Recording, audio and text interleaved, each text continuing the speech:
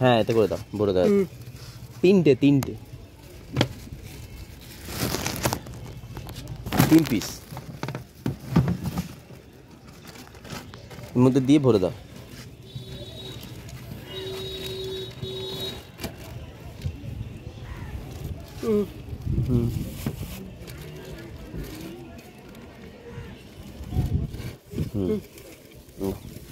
এটা নাও, টাকাটা কেটে নাও। হ্যাঁ, কোথায় বাড়ি তোমার?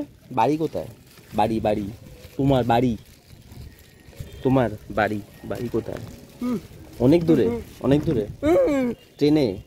ও ওইদিকে যেতে হয়। ও হ্যাঁ, ও সাইকেল ট্রেনে নিয়ে চলে যাও। আচ্ছা,